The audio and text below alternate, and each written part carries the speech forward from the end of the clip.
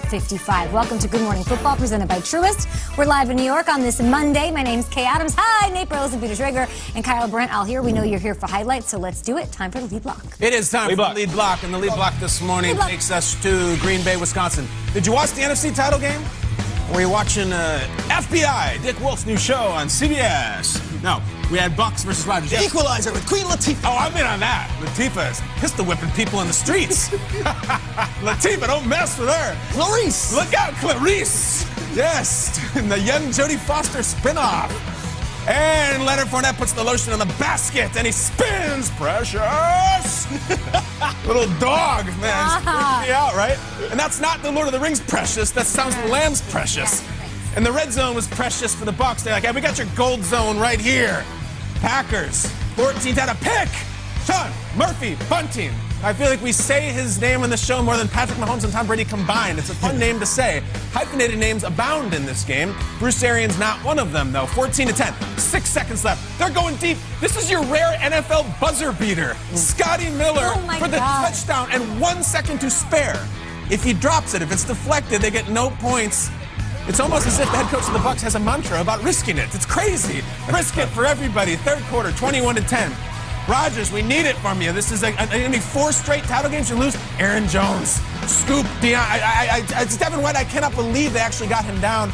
What a rough game for Aaron Jones. He put the ball on the ground. He got hurt. He would not return with a chest injury. And if you're paying attention to Packers contracts, that may be a wrap. He may never play for the Packers again. Cameron Brate will play for the Bucs again. He'll play in Tampa because he did his part in helping them win this game. Touchdown. The Bucs are rolling at this point, 28-10 in the third quarter. Come the Packers. Rodgers rallies them. Here we go.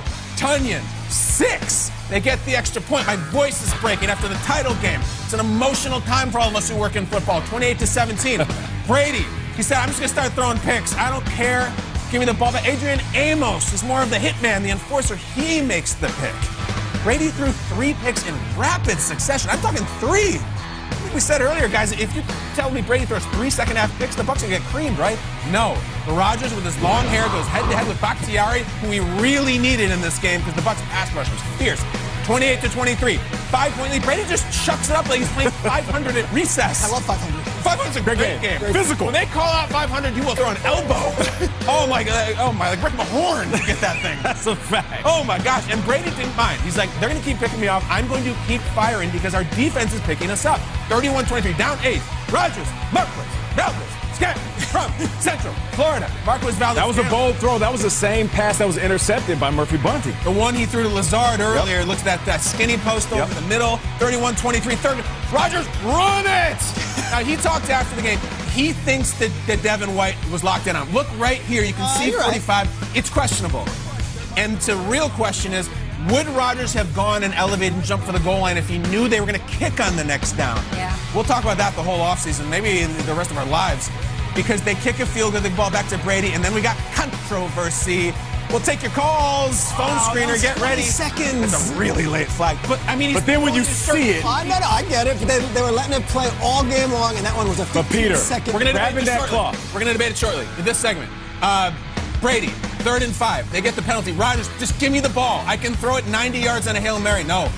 Godwin says, you ain't getting squat. We're going home. We're playing the home stadium Super Bowl. He slides. Ryan Jensen, we love you. And Brady, 10 Super Bowl. Look at these two.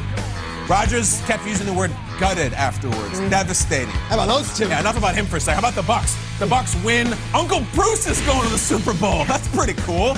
And the Bucs win 31-26. Controversy, officiating, play calling. And at the end, how about this? The guy who's going to win the MVP saying, I don't really know what my future is. Rodgers, what'd you think? A lot of guys' futures that are, uncertain, myself included. That's what's sad about it most. Getting this far, obviously there's going to be an end to it at some point, whether we make it past this one or not, but just the uncertainty is tough, and the finality of it all. There's a lot of unknowns going into this offseason now, and I'm gonna have to take some time away for sure and clear my head and just kind of see what's going on with everything.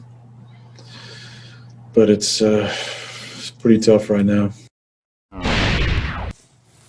Understandably upset, disappointed, dejected Aaron Rodgers there, season ending in disappointing fashion. He might get the MVP. What does it all mean, though, for him in the future? That we'll discuss another day.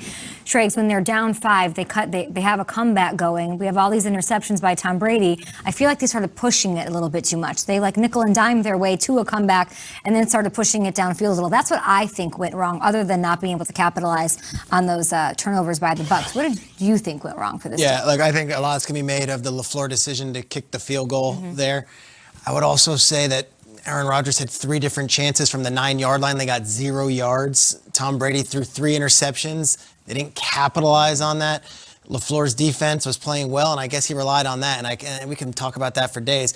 But I go back to the end of the first half and 2 plays that were just bizarre. Let's go to the Tom Brady near interception that would have been a strange way to end the half for the Buccaneers. Let's see that play here. This is late with about 10 seconds left. Brady just whips one out here, and the ball is right in the defender's hands, and he drops it. Okay. All right, so that would have ended the half. I catch that. You got to catch that. Would end the half. The very next play, after bringing out the punt team, they take them back. 4th and 3. Somehow, some way, there's a lapse in judgment, a mental breakdown. This is like Greg Williams like nonsense. The Jets winning the game. Yeah. That's the Jets beating losing to the Raiders. It's one of the most inexplicable plays in an NFC Championship game. It reminds me of Raheem Moore not being able to stop Jacoby Jones up in Denver that time. It's worse than that. That's the stuff that I'll remember. We can pick apart LaFleur and Rodgers' future and do all this stuff. When plays like that happen, it's really hard to win football games. That is an inexplicably terrible play to end the first half. Yeah. You dig yourself an 18-point hole in the NFC Championship game, it's usually really hard to win those games. They almost did. Packers just did not have it in the first half, and Rodgers played well in the first half. He really did. Brady was better, and Bruce Arians was no risk it, no biscuit from start to go, and that was the difference in the end. No doubt about it. Looking at Aaron Rodgers after that game, very dejected. It makes me sad as a player because I don't know if he's going to play again in a Green Bay Packers uniform. Him sitting there with that bandana wrapped around his neck, looking like he's ready to ride off into the wild, wild Midwest sun. This could be the last time we've seen Aaron Rodgers in the green and gold. With that said, you know, what mattered in this game were the moments. And as much as we're going to sit here and criticize Aaron Rodgers and Matt LaFleur, should Aaron Rodgers have ran on the 3rd down? Should LaFleur have went for it on 4th down? When are we going to stop and say, great job by the Bucs defense. Great job by the Tampa Bay defense who held the Green Bay Packers to a field goal in the toughest moment of the game. That's it right there. It just flipped the narrative for a second. If we want to say, okay, let's criticize LaFleur, what were you doing? This is really going to sting. It's a tattoo, and you're right, a tattoo on his coaching career. We want to know if he'll ever get back. All right, let's just flip the script and say Tampa Bay, they were sitting there in that huddle. The leaders were talking to each other saying, guys, listen, just don't give up a touchdown. Let's not give up a touchdown. If we hold them to a field goal, we'll give our team a chance to play, and we'll put our offense back on the field, and we'll ice this thing. And that's exactly what they did.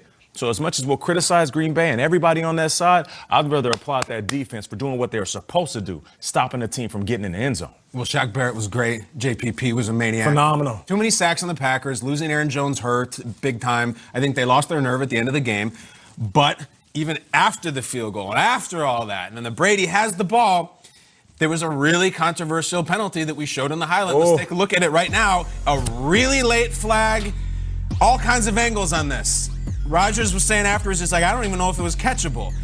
What really irks you is how long it takes. It takes a very long time. That's an eternity. So you think that's a human being maybe stopping and looking around and saying, oh my gosh, this is a big moment. I think I should do it. Now, objectively, I can't sit here and complain about the call. He's pulling the shirt away. Everybody knows that's a penalty. There's that really incriminating angle where the T-shirt is 2 feet from his butt. That's a penalty for sure. However, people are saying, but they did that all game. And Lazard was interfered with. And then why would you call it then and not now? And, you know, there's also this is why pass interference should be reviewable. Well, if they review that, it definitely would have been pass interference. That would have done squat for you. This is not the thing. Right. I don't look at this like I look at Nickel Roby-Coleman. That was this wild thing. Egregious. It was a huge thing. I can't have a problem with it. There's no way I have the energy or the interest to sit here on a Monday morning and be like, yes, the Packers were robbed. but there's people who are saying it. Nate, you've been on it. You think it's a penalty, I think? It's a penalty for sure. The only problem is throughout the game, I was saying, man, they're really letting these DBs and wide receivers play. Very physical. And I remember sitting in the CBS studio, I said, hey, it's like the NBA playoffs. It's like the NBA playoffs in the 90s. They're just letting them play, letting them be physical. And then I said that exact same statement in the fourth quarter at this moment, and one of the stagehands said, well, if it's like the NBA playoffs in the 90s, that right there is the Jordan rules. Or should I say the Brady rules? Could be a fair statement. Wow. At GMFB with your thoughts, everybody. Let's bring in Ian Rappaport now, giving us a couple updates ahead of Super Bowl 55. 2 weeks to heal up for Patrick Mahomes. What's the latest on his toe? And also Antonio Brown. What's up there? Well, let's hit all the injuries, starting with Antonio Brown. Of course, he did not play in yesterday's game. Battled a knee injury. They thought he was going to be good to go earlier in the week. Just did not quite heal up like they thought. So he was out. And then, of course, you saw Scotty Miller take his snaps. And I don't know, maybe make a game-changing play or two. Good for Scotty Miller. As far as Antonio Brown, I'm told the expectation is he will be back for the Super Bowl. He was pretty close this week. So that is a good sign for the Bucs. And Patrick Mahomes, who is dealing with turf toe, and of course dealt with it yesterday, wasn't running like his normal self. Still a pretty awesome quarterback. Didn't look to have any trouble in the pocket, at least. He should be a lot better 2 weeks from now. Still going to meet with a surgeon following the season to see if he needs a procedure. And then, of course, quickly, Eric Fisher, the stand-up left tackle for the Kansas City Chiefs,